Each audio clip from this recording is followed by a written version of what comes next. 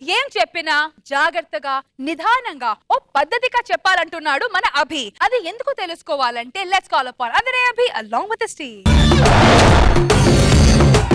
అంతా నా ఇష్టం, అంతా నా ఇష్టం. ఎడా పెడా ఏం చేసినా అడిగేదెవర్రా నా ఇష్టం. చడామడా చెలరేగిన చెప్పేదెవర్రా నా ఇష్టం. భర్త వేధింపులు తాళలేక కాఫీలో విషం కలిపి చంపిన భార్య. ఏమండి కాఫీ? ఏం టైమింగ్ ఏనిది?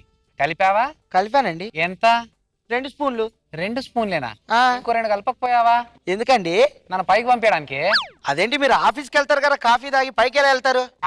ఓ నువ్వు కాఫీ గురించి మాట్లాడుతున్నా. ఏం కలిపావు అందులో? షుగర్. అదేలే, మీరేమనుకున్నారు? నేను షుగరే అనుకున్నాను.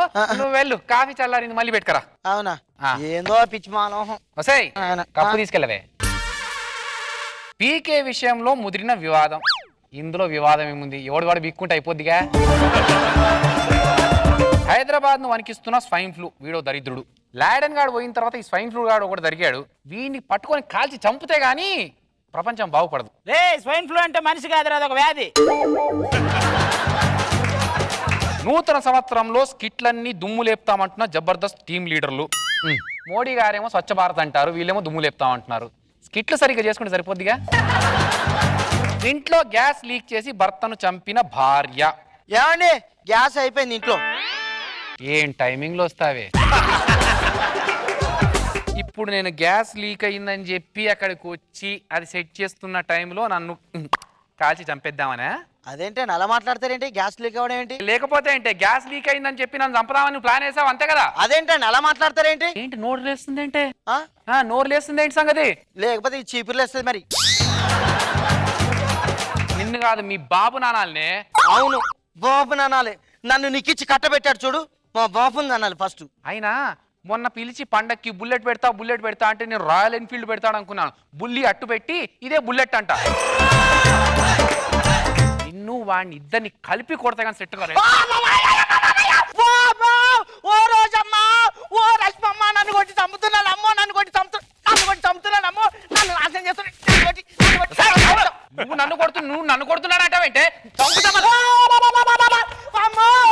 నన్ను కొట్టి చంపుతున్నాను అమ్మో, రోజమ్మా, ఓ రష్మమ్మ, నన్ను కొట్టి చంపుతున్నాను. మొగుడిని కొట్టి మొరమొర మొత్తుకునేదంటే ఇదే. నిన్ను ఫోన్ వస్తుంది. హలో. అబ్బా ఇప్పుడు రావడం కుదరదండి, మీరు ఆటోలో వచ్చేయండి. ఎవరండి? నాన్నే.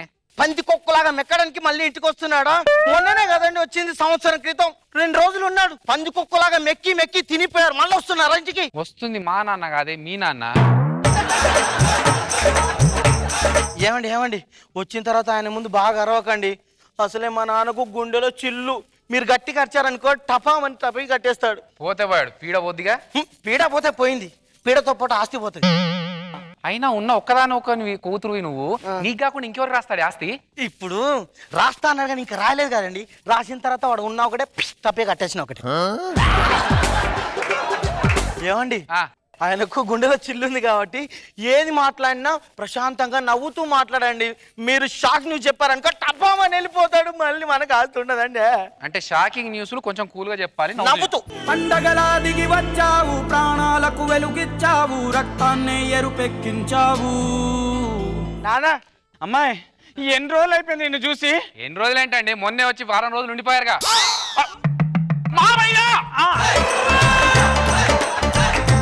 మీరు నేనేమనలేదు, మీరు అనవసరంగా ఫీల్ అవుతున్నారు. నిన్ను జిమ్మడిపోను, నిన్ను తగలేసి పండుకేసి కొట్ట మొన్న వారం కిందే వచ్చి ఇక్కడ మెక్కి కుంభాలు తిని మమ్మల్ని అందరినీ వాంచుకొని తిన్నావు కదరా, మళ్ళీ అప్పుడే వచ్చారంటా నువ్వు. మరి ఇందాకేంటి అలా అన్నావు? నా కర్మ గాలి కొంచెం షాక్ రియాక్షన్లు ఇచ్చానులే. అంతేనా? వెరీ గుడ్ అమ్మా. అమ్మాయి మా అమ్మాయి చేతి వంట తిని ఎన్ని రోజులు అయిపోయింది? ఎన్ని రోజులేంటి మామయ్య, మొన్నే కదా. మీ అమ్మాయి చేతి వంట నువ్వు కాకపోతే ఇంకెవరు తింటారు? బాగా తినండి, నేను షేవింగ్ చేసుకుని వస్తా. వామ్మో అమ్మాయి ఇట్లా ఇల్లు అనుకుంటున్నావా చెత్త మార్కెట్ అనుకుంటున్నావా? ఏంటి చెత్త ఏంటి కథ అంటే? అదే మీ అమ్మ ఉంటేనా ఇల్లు అద్దంలాగా పెట్టేది, అర్థమైందా? నీకు అంత దూరం నువ్వే ఊడ్చుకో, ఇదిగో చీపురు. నన్ను నా బిడ్డ ఊడ్చుకో అన్ని. ఓరే మామయ్య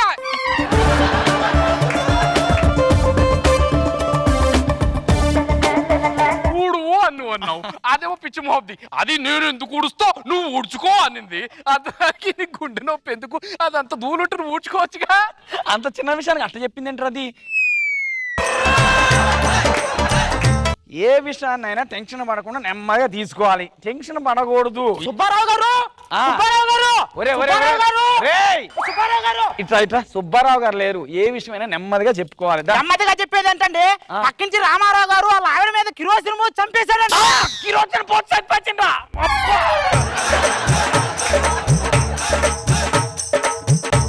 పక్కింటి రామారావు గారు అలా వచ్చి ఏమే వంకాయ కూర చేస్తావా అన్నాడట.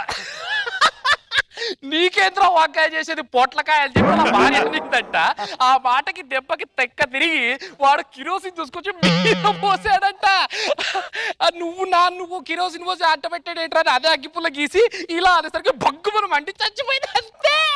అంతేనా? అంత చిన్న విషయానికి వాడు అట్ట చెప్పాడేంట్రా?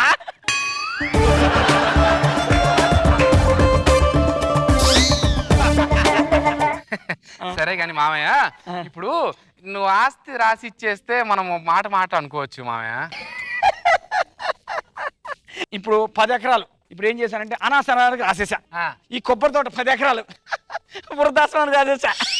టోటల్ గా ఇంకా మిగిలింది ఉంది కదా నా రెండో సెటప్, దానికి రాసేసా. ఇంకేం మిగిలింది మీకు రాయడానికి?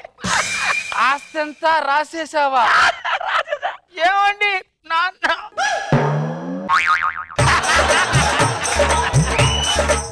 ఏంటి ఏదో జోక్ చెప్తే దాన్ని సీరియస్ తీసుకున్నారా? రే దిగురా, చిత్రం సీన్ స్కిట్ ఉంది నెక్స్ట్. చిత్రం సీన్ సిట్టా?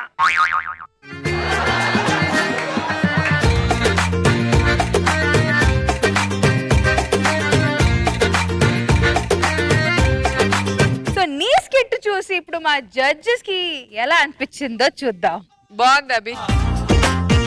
నువ్వు పేపర్ లో చదివే న్యూస్ కి ఆవిడ టైమింగ్ లో వచ్చి పాపము కన్ఫ్యూజ్ చేయాలనుకునింది. కానీ నాన్న విషయంలో ఏంటి, నువ్వు కూడా ఆస్తి రాయించుకొని పంపించేద్దామని. మామూలుగా అబ్బాయిల కన్నా అమ్మాయిలకే ఎక్కువ ఇష్టం తల్లిదండ్రులు అంటే. ఈ కూతురు మాత్రం చాలా డిఫరెంట్ గా ఉంది, అసలు రివర్స్ గేర్ లో ఉంది. బాగుంది నాగబాబు సార్, బాగుంది.